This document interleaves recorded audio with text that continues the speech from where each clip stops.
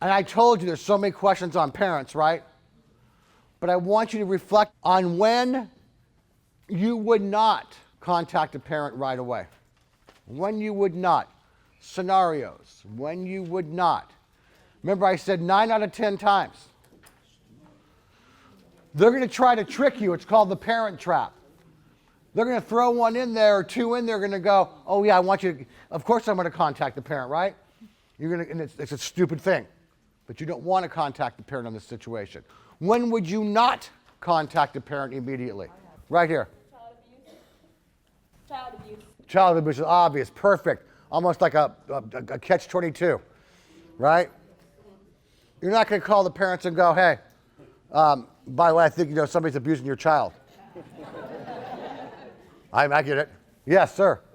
Oh, if a student is suicidal? Oh. Wait, check it out. Wait, suicidal. Now, I know none of you have any opinions about this, I can tell. But why'd you say that? Why would you not contact the parents immediately? I think that's an administrator's job to contact, not necessarily us. Okay, he said if the child is suicidal, you would not contact the parent. The child comes to you, or better yet, the classic I always felt was just in my high school was I would be an assignment, a writing essay, and primarily my younger girls would write in the assignment, by the way, Mr. M, I feel like I want to kill myself. It happened a dozen times, if not more. So the first thing I do is I panic. I freak my first year. My third year I was much better. But the first thing I do is, what do I do first? No, wait. Wait, 1 sec. What am I going to do first? Am I not going to talk to this girl? Okay. Great. This is a procedure, right? I'm going to secure the child. I'm going to come here, baby, come here. What's wrong? It sounds like you're not feeling very good about yourself. I'm reflecting. It looks like you're not feeling good. It looks like you're not having some good times right now. What do you want to share with me, blah, blah. I'd like you and I to go see the counselor, second step. That's a procedure. Okay? We're good. Give me another one. You would not contact the parent.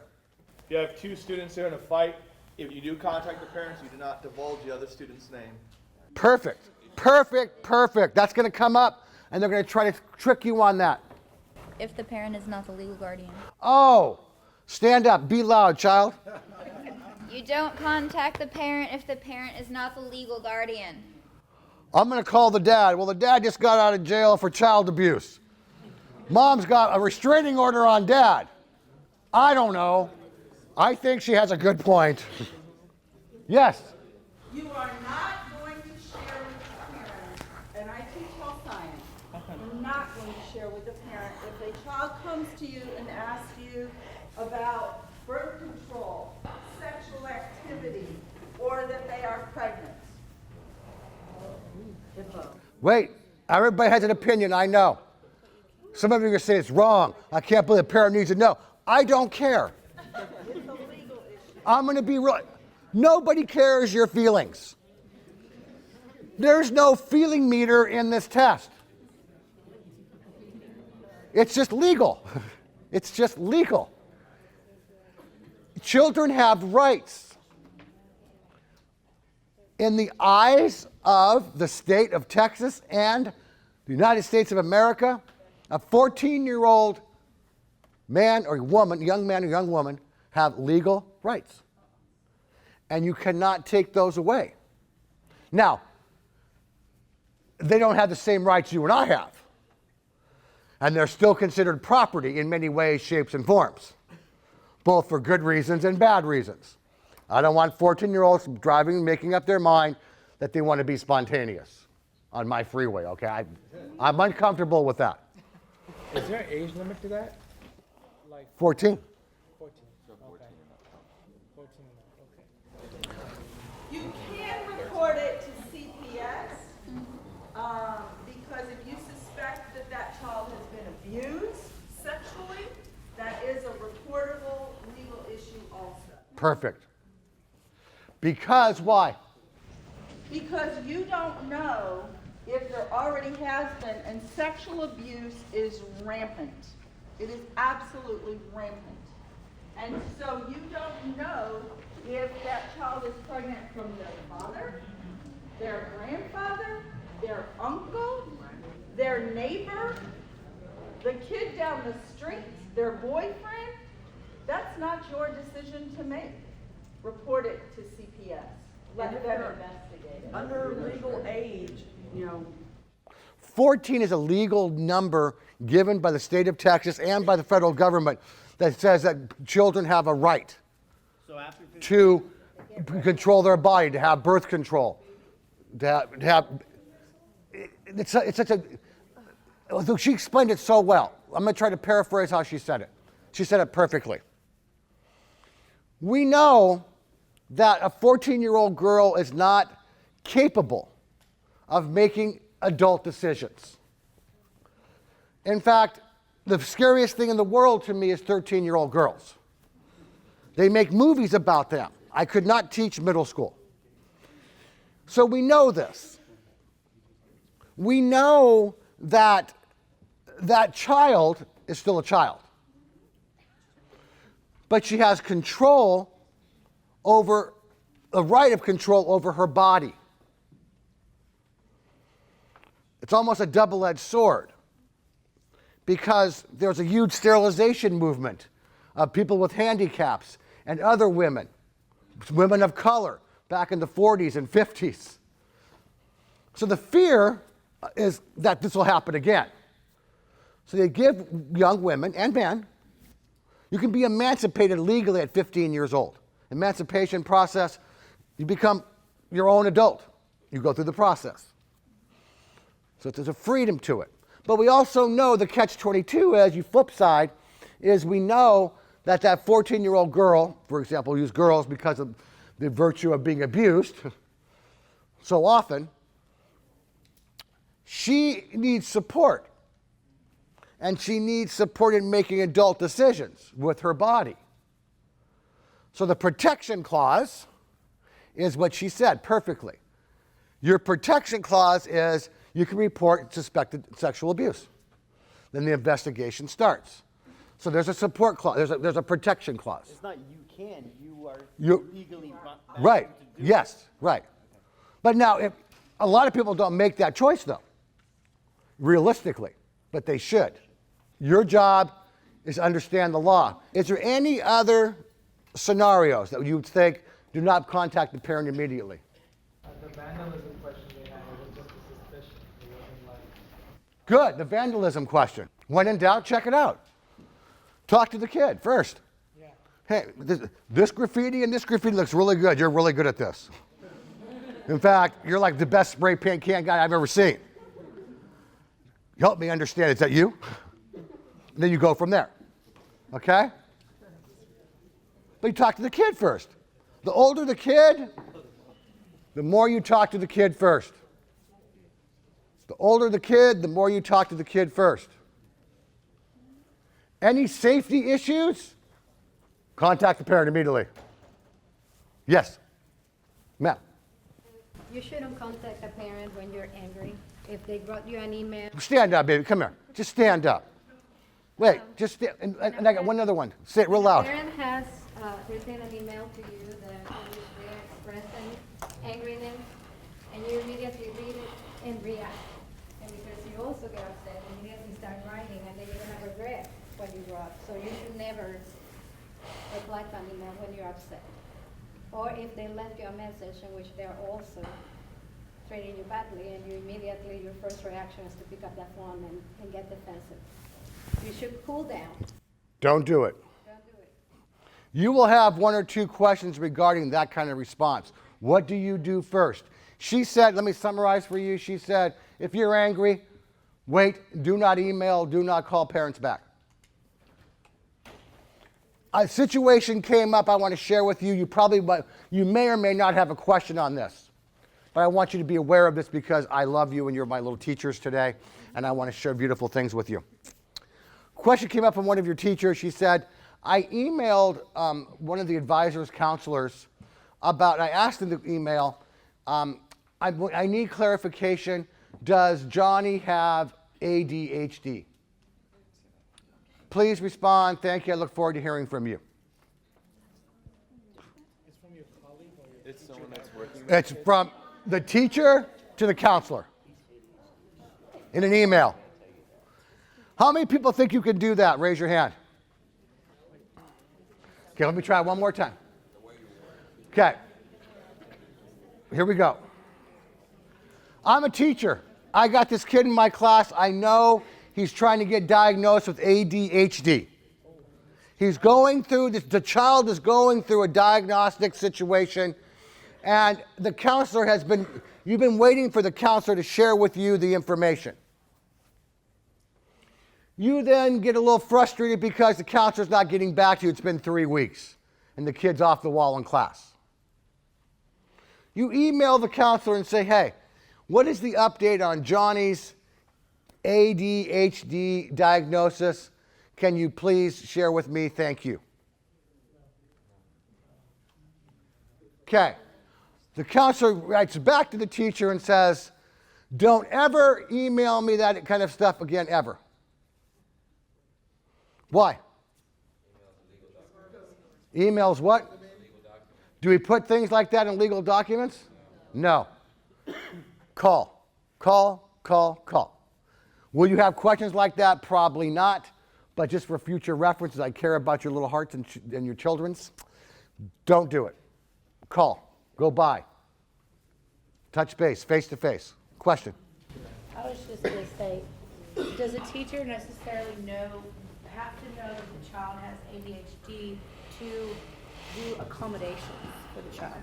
Yeah. If they're diagnosed, they got an IEP or a BIP, yeah. But they got to have that. And the teacher doesn't have it, you're waiting for it. If you know you're teacher one, and teacher one knows this kid has ADHD, another teacher knows that has a teacher two, also has the student, can teacher one go tell teacher two? Absolutely. But you're all waiting for that IEP or BIP, the ARD, the PP, the poo-poo, all that to come out. But you can collaborate, the two of you, yeah. And because you're going to say, hey, kids drive me nuts. What do you do? Well, this is what I do. What do you do? This is what I do. Okay? So that's just collaboration. We're going to use this time wisely. We're going to practice what we just did. We're going to chunk again. This time, instead of doing the academic delivery of instruction part, we're going to do scenarios with questions and answers based on professional responsibility. Okay? Scenario one. Here we go. In a class period, a teacher Listen. encountered a group of 5 female students who engage in inappropriate behavior such as touching each other. This behavior is against the code of conduct and has been continuous. The teacher should A, address the issue with the students, B, call the parents, C, address the problem with administration, or D, call the police. A. Say A one more time. Address the issue with the students again. How old are they? High schooler. High school. A. Address the students again. Raise your hand. B. Call the parents. C. Address the problem with administration. And D. Call the police. Sorry, we had to have a dumb answer. Goes a good dumb answer. What did you guys choose for your answer? We did C. Why C? What's C? Is address it with administration, because we've tried. You know, Not only that, there's more to it. You don't want to be accusing, particularly you have a group of one gender. You don't want to indicate to the parents that you have a particular gender bias. So you want administration to address this. we don't want to be accusing them of being lesbian to their parents or them or whatever. or them decide that we have a problem with that. When in doubt, collaborate. And you have the code of conduct for behavior. Right. Yeah, no one's supposed to be doing that. Boys, girls, no matter what your gender. Okay, hold on. Okay, good. Does this fall under that age 14 thing that you were talking about for sexual activity, even though it's kind of not, but... Well, it depends. If you have a freshman, well, yeah, actually, I guess it could. I think it would. Yeah. I think, what you're saying, there is that, yes, the answer is yes. The reason why it's yes, it's a fine line. It'd have to be yes, but it's a fine line. Again, you're going to find that balance. You don't know if bullying's going on. You don't know if this is consensual. And you cannot label. What's the answer? The answer is C. Let the administration know, collaborate to solve the problem. They're older, so that's a parent trap. You would not contact the parents because of what she just asked about being 14, 15 years old. And if they are LGBT, you're not going to judge that. That's not your place. That is not your place. That ethically, you're messing up. Okay, number 2. You are at a restaurant with a fellow teacher, and she discusses a troubled student by name while eating. What would the second teacher's response be? A, join in. B, remind the teacher about the privacy rules and stop the conversation. C, listen and say nothing. Or D, continue the conversation but tell your principal later. Oh my God. D. It's obvious. Which one? We chose B. B. Yeah. Thank you. Next one. I want everybody to listen to this. This is a great one. This is a real life scenario. This is what a kind of question you will get. I guarantee you will get this kind of question on the ethics, morals, and values section. A well-behaved high school student has missed 7 days of school. Upon return to school, teacher pulls student aside to talk to student about absences. She informs the teacher she was in the hospital because she tried to kill herself. Student informs teacher she was previously sexually abused by her uncle and recently sexually abused by her boyfriend. What are the teacher's next steps? A, report to CPS. B, contact the parents. C, reassure student everything will be fine. D, ask the student to accompany you to the counselor's office to discuss. I want you to think, of course it's going to be A or D. My man, my friend, he reminded us, he said, again, In the perfect world, now, what would you do? start talking. Go ahead. What was A? A. A. A. A. A. A is the answer. A. A. You know you want to collaborate and bring the counselor in. You can't. You have to report. She just told you I was sexually abused by my uncle and my boyfriend. And I tried to kill myself. I'm sorry that I'm going back, but wouldn't, because she already went to the hospital, don't you think that's a situation that's been addressed? Assume nothing. You know what they say about assuming? It takes an ass out of you and me. Assume nothing. Assume nothing. Assume nothing. Okay. Last one. One more. Student comes into the room and starts discussing an issue of a stabbing that happened outside of school at the student's house. What is the teacher to do? Ask the student to not mention anything else to you. Ignore the situation.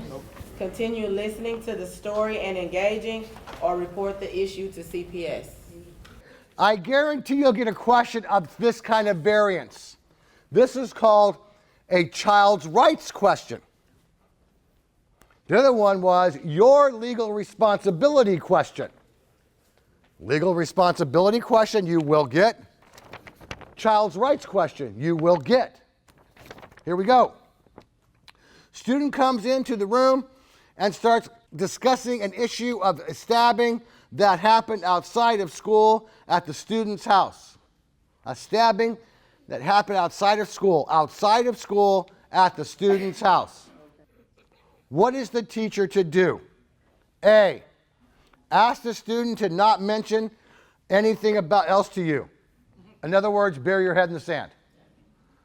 I know nothing, okay? It's not A. B, ignore the situation. That's even dumber. C, continuing listening to the story and engaging the student in the conversation. Close? But no cigar. D, report the issue to CPS. D, you're going to report right away. It's a stabbing at the student's house. There's a few questions, and I'd like to answer those questions, and all of us can collaborate to get the question answered.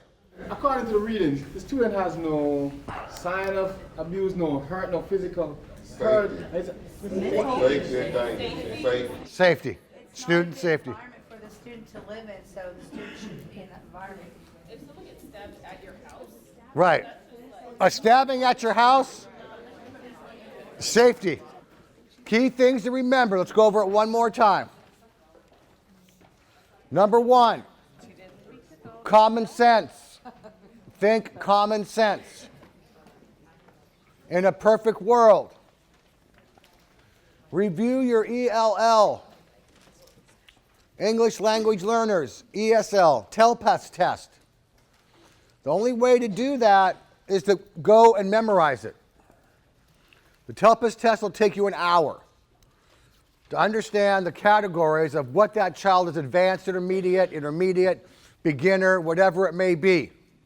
You just got to know if they can do this behavior, they're intermediate.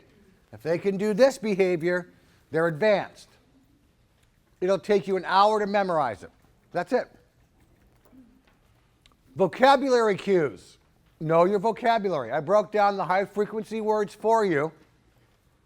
Now you have your high frequency words and things to know. When you start diving into this test, you'll see that this test, oh my God, we just talked about this. Yeah, you talked about it because I broke it down for you. Okay? Student responsibility and student engagement. Remember, if an answer has a student taking responsibility or students being engaged in being responsible or anything thereof, that's the answer. 9 out of 10 times. Review Bloom's. Bloom's is like everything. I gave you the coolest tip in the world. Like on a scale of 1 to 10, it's a 47. And when that principal walks in your classroom and during a t-test, walk through an observation, and you got this big old Bloom's thing up there, you just scored 20 bonus points. Teaching strategies. Best practices. What do I do first? What do I do second? If a student does this, how can I intervene to help this? Special note. SPED teachers, fine art teachers, PE teachers, CTE teachers. This is different for you. This is different. It's going to be a little more difficult. SPED teachers, how many are life skills? It's going to be really different for you. What you do every day has nothing to do with anything that this test is about. Yeah. Nothing.